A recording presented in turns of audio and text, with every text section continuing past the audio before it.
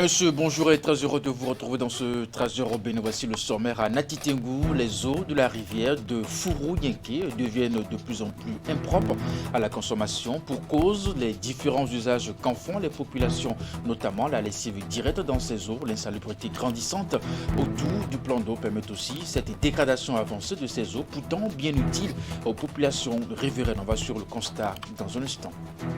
Ensuite, quelques heures nous séparent encore de l'échéance ultime pour les dépôts de dossiers de candidature à l'examen du baccalauréat de cette année. Ce vendredi 27 janvier, toutes les opérations d'enregistrement reprennent fin à Boïcon et puis à Abomey. Qu'en est-il des dernières heures de dépôt des dossiers de candidature?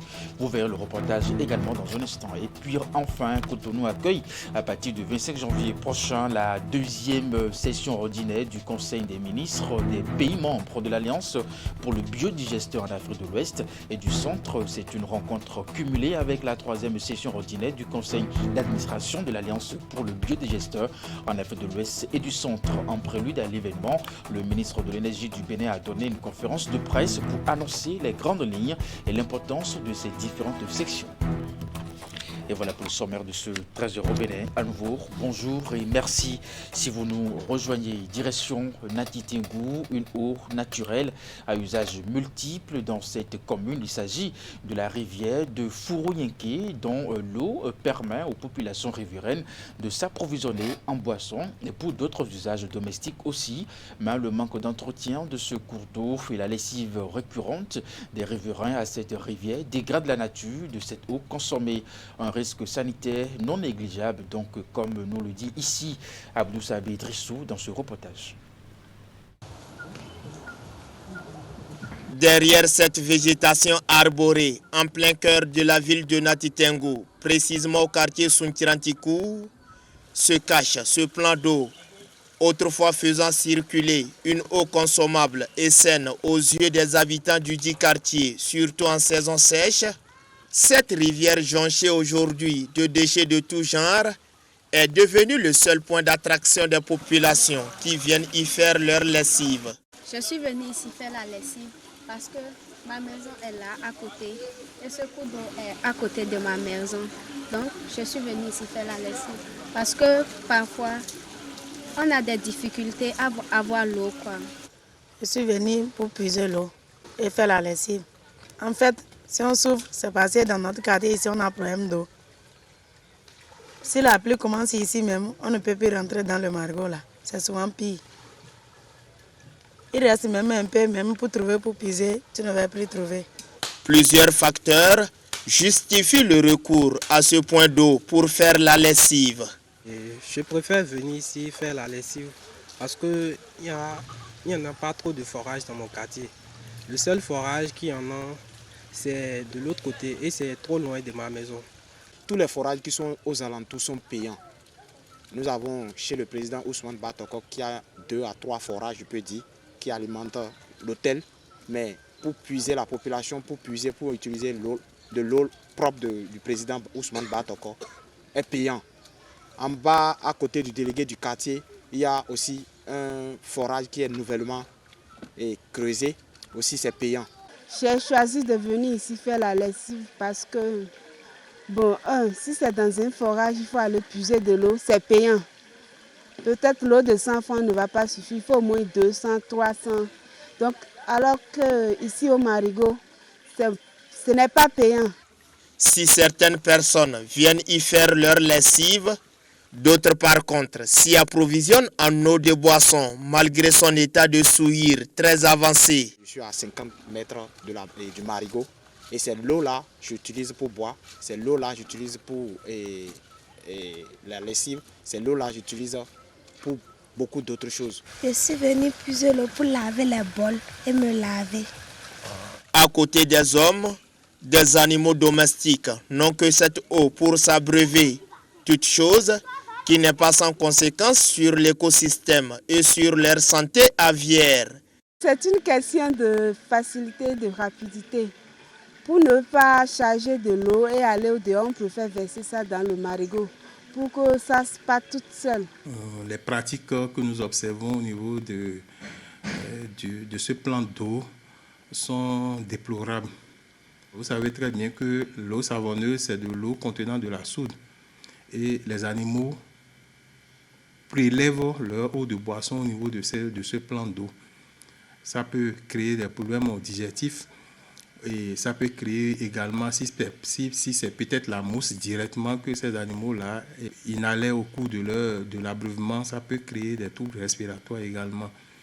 Au-delà de la lessive faite dans le lit de cette rivière, deux autres phénomènes compromettent l'environnement selon le directeur départemental à charge du cadre de vie à Takora Donga. Premier, les ONG qui font la préconisation des ordures et déposent en fait ces ordures-là à côté de la rivière, non pas dans la rivière. Deuxième phénomène qui s'observe, d'autres personnes en quête d'objets aussi viennent pour faire le tri. Ça, c'est des privés, des gens qui ne sont pas autorisés à faire le tri, mais qui font le tri. Et donc, ça fait un phénomène qui vient s'ajouter. Et donc, aujourd'hui, qu'est-ce qui se passe? C'est la seconde catégorie de personnes qui viennent faire le tri là, dans leur tri et autres, renvoient les ordures dans la rivière.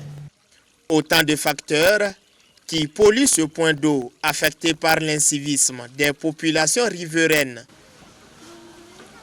Malgré les multiples séances de sensibilisation pour décourager le phénomène, le ver est toujours dans le fruit. En 2021, deux collèges de Cotonou, à savoir le CG Entente et celui de Filleyon, détenaient le palme de ce fléau. À deux, ils totalisent une trentaine de cas de grossesse en milieu scolaire, des chiffres qui ont suscité une enquête de notre rédaction. Un doigt accusateur est pointé vers les œuvriers, bien entendu les manœuvres et les commerçants qui rôdent autour des écoles, mais aussi un regard critique est également retourné vers les parents de qui plus en plus fuient leurs responsabilités. Conséquence, c'est l'abandon des classes par les filles enceintes parce qu'elles n'arrivent plus à suivre convenablement les cours. Reportage. Les grossesses en milieu scolaire deviennent de plus en plus une préoccupation majeure pour les chefs d'établissement et même pour le gouvernement. Le phénomène flambe et interpelle plus d'un. Au CG L'Entente, le point des cas de grossesse enregistrés ces 2 dernières années est ahurissant. 23 filles sont tombées enceintes en pleine année scolaire. Non loin de là, le CG de Filleyon affiche à son compteur une dizaine de cas rien que pendant l'année scolaire dernière et une vingtaine de cas l'année précédente. Au CG L'Entente, les cas de grossesse sont légion. Ce qu'on constate généralement, c'est qu'elles viennent jusqu'au moment où elles n'arrivent pas à supporter. Alors là, on observe des abandons. Elles ne viennent plus jusqu'à l'accouchement. Et elles perdent comme ça l'année. Et l'année suivante, certaines cherchent à revenir et reviennent si elles peuvent continuer les cours. Ici, notre particularité, c'est que nous entretenons de bonnes relations avec les filles enceintes de sorte qu'il n'y ait pas du tout de discrimination. Parce que les ONG avec lesquels nous travaillons ici forment nos enfants, nos apprenantes surtout, à ne pas se moquer de leurs sœurs, de leurs camarades qui tombent enceintes. Les auteurs de ces grossesses sont pour la plupart des riverains au quartier, des artisans, des commerçants et dans certains cas des camarades élèves. Conséquence, les filles ont dû abandonner les salles de classe et seulement quelques-unes ont eu le courage de reprendre après la période de maternité. Des cas d'avortement clandestin ont été également signalés. Les causes sont multiples, mais la principale est liée aux conditions de vie de ces jeunes filles. Les parents sont au banc des accusés. Ce qui cause ça souvent, c'est l'irresponsabilité des parents. Parce que si la fille a des besoins à la maison, la fille n'est pas bien traitée, elle a des besoins. Et puis arrivée à l'école, elle voit ses copines, genre tout habillées et puis tout. Et elle a des envies. Et puis un garçon vient lui proposer des trucs. Si elle veut subvenir à ses besoins, elle ira facilement faire ce gain. J'ai appris qu'au CG L'Entente, il y a plusieurs cas de grossesse. Bon, on peut dire que les causes de la grossesse non désirée est surtout du côté des parents et les enfants. Par exemple, moi, j'ai beaucoup de besoins. Et puis, pour subvenir à mes besoins, je suis obligée de faire de petits jobs. Mais toutes les filles ne sont pas conscientes de ça. Il y a d'autres qui abusent des filles pour dire que si tu me donnes le sexe, je vais te donner tel argent, je vais te faire ci pour subvenir à tes besoins. Donc les enfants sont laissés à eux-mêmes, ils vont à la recherche des sous et vont voir surtout les ouvriers qui sont tout autour des écoles là. Ces petites filles-là vont vers ces ouvriers-là pour chercher de l'argent. Et qu'est-ce qui va se passer par la suite? Ils vont vers les garçons et c'est la grossesse qui pénètre. Plus de 90% des filles concernées viennent des milieux affectés par la misère. Et le risque est là. Selon les statistiques, tout commence à partir de la classe de 4e. L'âge de puberté est acquis et la tentation devient grande. On a envie de se lâcher, de tout essayer, sans tenir compte des risques potentiels de ce projet. Les grossesses en milieu scolaire engendrent de graves conséquences. Conséquences, c'est la grossesse, c'est les maladies sexuellement transmissibles. C'est quoi encore les fistules au cours de l'accouchement. Ils ont des problèmes de l'accouchement et ça amène parfois à quoi? Au décès de la fille. L'enfant, même si on ne le renvoie pas de l'école, l'enfant vient, mais il n'arrive plus à suivre le cours comme cela se doit. Il va sentir des malaises, ou bien peut-être aujourd'hui il ne s'est pas réveillé, il ne s'est pas bien réveillé, tout ça là. Donc ça agit sur ses résultats. Si on prend 10, à peine 3 reviennent. Alors que le ministère a pris une de services les autorisant même à suivre les cours, même étant grosses. La lutte contre les grossesses en milieu scolaire reste un vaste chantier et les actions de sensibilisation des filles s'avèrent l'une des armes. C'est ce à quoi s'attellent certaines ONG partenaires des écoles, à l'image de Iradip ONG qui œuvre dans ce sens depuis plusieurs années. Nous avions constaté depuis bientôt 3 ans que les grossesses en milieu scolaire sont en nette progression. Qu'est-ce qu'il faut faire? Nous nous sommes dit, il faut aller au contact de cette cible-là. Il faut procéder à des sensibilisations. Donc par conséquent, nous nous sommes dit qu'il faut vraiment faire quelque chose au profit de ces enfants. Parce que le chef de l'État de demain, c'est ce qu'on aura fait de l'enfant d'aujourd'hui. Le sexe et l'école ne font pas bon ménage et certaines filles l'ont appris à leurs dépens. Les parents sont appelés à ouvrir le débat sur la sexualité avec leurs filles à la maison et surtout essayer de subvenir à leurs besoins pour freiner la progression des grossesses en milieu scolaire. La combinaison des efforts de l'école, des ONG et du gouvernement pourrait contribuer à l'épanouissement des filles et l'atteinte de l'objectif zéro grossesse en milieu scolaire prôné par Plan International Bénin. Je vous l'annonçais en titre pour l'organisation des examens de fin d'année, notamment le baccalauréat.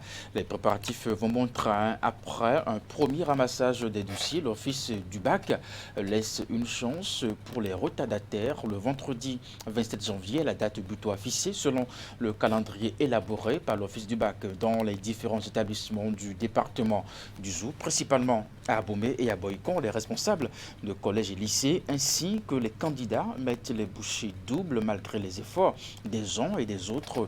Certaines difficultés subsistent encore. Voici le constat dans ce reportage. Plus que quelques jours encore pour le dépôt des dossiers des candidats à l'examen du baccalauréat session de juin 2023. La date limite fixée par la direction de l'office du bac pour les retardataires est le vendredi 27 janvier 2023. Dans les lycées et collèges des villes d'Abomey et de Boycon, les responsables d'établissements ainsi que les apprenants concernés mettent les bouchées doubles afin que tout soit prêt. Pour la plupart, le gros lot des dossiers de candidature est déjà envoyé. La DOB a l'habitude de nous envoyer un planning que nous suivons rigoureusement en ce qui concerne les activités du baccalauréat. Et concernant le dépôt des dossiers, c'est déjà le 19 passé que nous avons déposé un premier lot, parce qu'il y aura un deuxième lot. Les retardataires auront encore une occasion de déposer leur dossier. On a déjà déposé, on a finalisé, on a déposé au premier ramassage.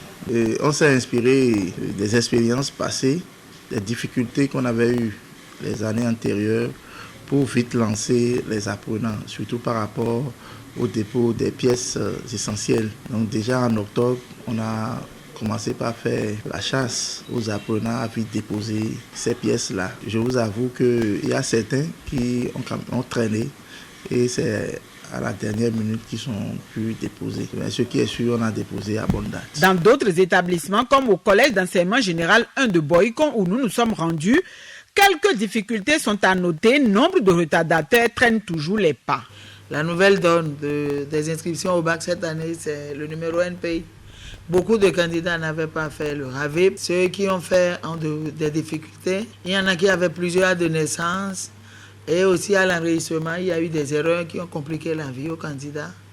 Mais de grâce, tout est réglé. Avec l'audience foraine, la semaine passée, on a réglé au moins 13 cas sur place.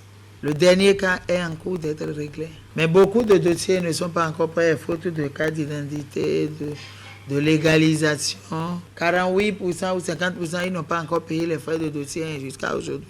Or, la clôture est pour le vendredi. Beaucoup n'ont pas encore payé les frais de scolarité aussi. Mais on gère. Nous, chefs d'établissement, nous les informons sur ce qui les attend en terminale, mais les parents attendent toujours la rentrée. Très peu de parents se lèvent tôt pour régler les problèmes des enfants. Quand il y a de ces retards-là, ils seront obligés de voyager et d'aller à la direction de l'office du bac eux-mêmes. Donc l'appel, c'est que les parents n'ont qu'à faire diligence pour mettre à jour les pièces avant la dernière date de dépôt des dossiers. Avec les réformes, l'inscription au bac depuis quelques années se fait en ligne. Les parents d'élèves et tous les acteurs impliqués sont appelés à faire le nécessaire afin que les apprenants dont les dossiers sont incomplets puissent se faire enregistrer dans le temps. Et puis nous rappelons justement que la date fixée pour la clôture du dépôt des dossiers pour le bac est donc le vendredi 27 janvier. Dans la suite de ce 13h au Bénin, la conférence des ministres de l'Éducation, des États et gouvernements de la francophonie Confémen organise depuis ce lundi 23 janvier et ce jusqu'au 31 janvier à Cotonou un atelier international pour la sélection des items de l'évaluation PASEC 2024. Entendez, programme d'analyse des systèmes d'éducation, de la Confémen. La rencontre regroupe les équipes nationales des 23 pays participants à cette évaluation et vise, entre autres, à faire le bilan des travaux nationaux de rédaction des items de l'évaluation au primaire, mais également l'élaboration des items de collège du PASEC 2024. Les travaux, qui vont durer 9 jours, ont été lancés par le directeur adjoint de cabinet représentant le ministre des Enseignements maternels et primaires. Voici le compte rendu. 23 pays participent à cette évaluation du PASEC 2024, entendez programme d'analyse des systèmes éducatifs de la Confémen, conférence des ministres de l'Éducation, des États et gouvernements de la francophonie, qui a la particularité de s'ouvrir à un pays anglophone, le Nigeria, et 3 pays luxophones, la Guinée-Bissau, Sao Tomé et Principe et le Mozambique. Un atelier international de sélection des items de l'évaluation PASEC 2024 s'ouvre à cet effet pour une dizaine de jours à Cotonou. La présente rencontre vous permettra, entre autres, de faire le bilan des travaux nationaux de rédaction des items de l'évaluation au primaire, de sélectionner des items de fin du primaire et d'entamer le processus de rédaction et de finalisation des items du collège pour les besoins de la mise à l'essai. Il s'agit d'une démarche participative qui non seulement renforce la qualité des instruments, mais aussi participe au renforcement des capacités des équipes nationales PASEC. La particularité du PASEC parmi les évaluations internationales, c'est de mettre à contribution les pays. Et donc, ça caractérise l'inclusivité, la collaboration avec les pays. C'est une démarche qui donne à notre évaluation une certaine légitimité par rapport donc, aux réalités donc, des pays. 3 sessions sont prévues au cours de l'atelier auxquelles prennent part 12 experts internationaux et nationaux. La session de sélection des items du primaire, celle de production des items du collège et la session de validation des questionnaires contextuels.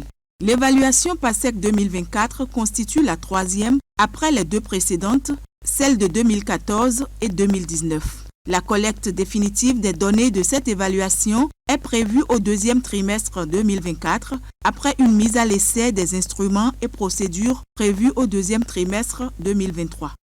Le Bénin s'est engagé depuis quelques années dans des réformes pour améliorer la performance de son système éducatif et s'honore d'accueillir cette rencontre. au cours du présent atelier. Il s'agira essentiellement de procéder à un examen minutieux des items proposés par chaque membre en vue de l'harmonisation et de la mise à jour in fine de la liste définitive des items de début de primaire, fin de primaire et collège à mettre à l'essai. L'évaluation est une partie intégrante de l'apprentissage. Et sur ce, nous nous réjouissons et on sait qu'au terme de ces évaluations, les résultats qui seront obtenus vont nous permettre, n'est-ce pas, d'améliorer davantage le système pour avoir un système compétent au service du développement de notre pays. Par ailleurs, la question du financement des évaluations et des acquis doit être au cœur des politiques éducatives. Et le PASEC 2024 sera la dernière évaluation internationale avant 2030, fin de l'objectif de développement durable numéro 4. Les premières assises africaines de réforme de la CONACY Chaplin se sont refermées à Abomey-Calavi ce week-end. C'est une rencontre mondiale d'organisations non gouvernementales internationales d'aumônerie des Nations Unies en terre béninoise. Ils ont travaillé sur une semaine pour opérer des réformes et développer le volet de sensibilisation contre la drogue et les stupéfiants dans les pays d'Afrique. Le ministre de la Justice, garde des Sceaux, a été invité à la cérémonie de clôture que voici avec William Cliquant, Moufid Sabouran. Para declararlo amigo de las causas sociales. Pour vous déclarer ami de la cause sociale. Distinction honorifique du garde des Sceaux béninois par le plus haut responsable de la CONACY Chaplin.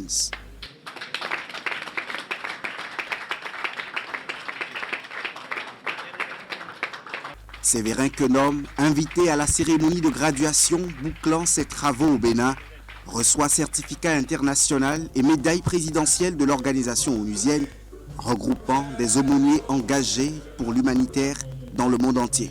Devant vous, je m'honore d'avoir cette médaille reçue des mains propres du commandant en chef. À Abomey-Calavi, ces hommes et femmes de foi, provenant de toutes les confessions religieuses, ont posé 7 jours durant les nouvelles bases de leurs actions caritatives en Afrique dans l'agenda 2030. Ce haut rendez-vous mondial de cette ONG affiliée aux Nations Unies a connu la présence du fondateur et commandant global, le général Carlos Arroba et son épouse. Le général Marinho, numéro 1 de la lutte anti-drogue au sein de la CONACY Chaplin, était aussi au Bénin. Les aumôniers de 21 pays du continent ont été outillés sur l'assistance aux personnes sous addiction de la drogue, la lutte contre les stupéfiants et leur trafic étant une des actions prioritaires de cette organisation. Nous sommes complémentaires. We are complementary. Et somos complementarios. Et je voudrais que cette complémentarité se décline en collaboration et en action concrète. La lutte contre les narcotrafiquants, contre le trafic international de drogue, doit être un combat de tous. The fight against narcotics and the narcotrafiquants should be a fight of all. La lucha contra la droga es una lucha de todos. Je dis donc que vous avez vu juste en intégrant dans vos programmes d'activité la sensibilisation contre les narcotrafiquants, contre le narcotrafic et les narcotiques. Nous clôturons ces assises avec la fin de la formation des antidrogues, CONACY Chaplin antidrogue. Ce sont des conseillers thérapeutiques dont l'objectif fondamental est de pouvoir sensibiliser les familles, les individus et même la nation pour les fléaux que causent les substances narcotiques telles que le cannabis, l'héroïne, l'opium. La CONACY Chaplin existe depuis une trentaine d'années. Les assises de Calavi, comme ils ont appelé ces travaux, ont été une réussite. Et pendant ce temps, la police républicaine vient d'enregistrer une fois encore une prouesse. Elle a réussi à démanteler un vaste réseau de cambrioleurs qui opèrent à Cotonou et à Bomé-Calavi et qui troublent la quiétude des populations. Au nombre de 15, dont les 2 femmes, les membres de ce réseau ont été présentés à la presse dans la matinée de ce lundi avec des objets retrouvés suite aux perquisitions. Ils ont été ensuite présentés au procureur de la République près le tribunal de première instance de Cotonou pour répondre de leurs actes. Le point de presse a été animé par le porte-parole de la police républicaine qui nous apporte ici des précisions sur cette opération. Dans la nuit du 9 au 10 janvier 2023, le commissariat du 6e arrondissement de Cotonou a été saisi d'un cas de cambriolage au cours duquel 9 millions de francs CFA ont été emportés, de même que 2 passeports, 4 iPhone 13 Pro Max, une chaîne et 4 montres en or.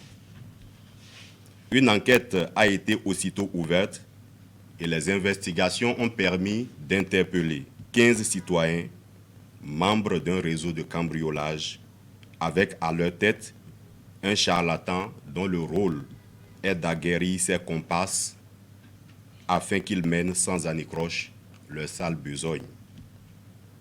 Plusieurs perquisitions ont été faites au domicile des mises en cause au quartier Sainte-Rita, Sainte-Cécile, à Verdocor, à Agla, à Tankpe, à Godomé et à Akasato. Ainsi, la somme de 5 315 000 francs a été retrouvée, ainsi que les objets ci-après. 55 téléphones portables de diverses marques, 4 colliers, un bracelet en or, 4 motocyclettes neuves, un des 4 iPhone 13 Pro Max, 2 routeurs Wi-Fi et 6 ordinateurs portatifs. Les investigations se poursuivent afin de retrouver le reste des objets et les receleurs. Par ailleurs, la saisie incidente d'un passeport au cours de la perquisition a permis de lier cette enquête à un autre cambriolage perpétré à Tokan dans la nuit du 8 au 9 janvier 2023, confirmant de facto l'hypothèse selon laquelle les 2 cambriolages seraient l'œuvre des membres d'un même réseau criminel. Subséquemment, ils seront présentés dans les prochaines heures au procureur de la République, près le tribunal de première instance de première classe de Cotonou, pour répondre de leurs actes.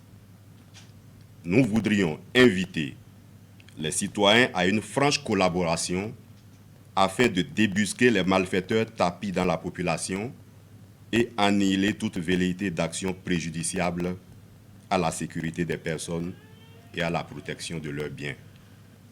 Dans l'accomplissement de cette mission, nul ne sera de trop.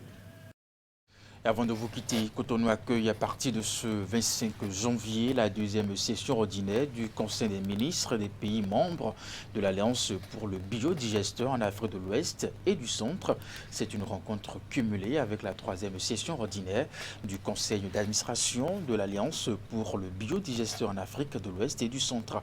En prélude à l'événement, le ministre de l'Énergie du Bénin a donné une conférence de presse pour annoncer les grandes lignes et l'importance de ces différentes session pour, bien entendu, le développement de la sous-région. Voici le reportage. Depuis sa création, l'Alliance pour le biodigesteur en Afrique de l'Ouest et du Centre à Baok tiendra cette année pour la première fois des réunions en présentiel. Le rendez-vous de Cotonou a lieu du 25 au 27 janvier 2023. Il servira de cadre au déroulement de la 3e session ordinaire du Conseil d'administration de la Baok et sera suivi de la 2e session ordinaire du Conseil des ministres des 8 pays membres. Donc, dans quelques jours, j'accueillerai avec plaisir mes collègues des 7 autres pays. C'est une institution très jeune, puisque datant de 2-3 ans maintenant, où depuis le mois de décembre 2020, j'ai pris la tête donc, de cette organisation, de cette institution régionale que nous voulons à vocation plus qu'internationale.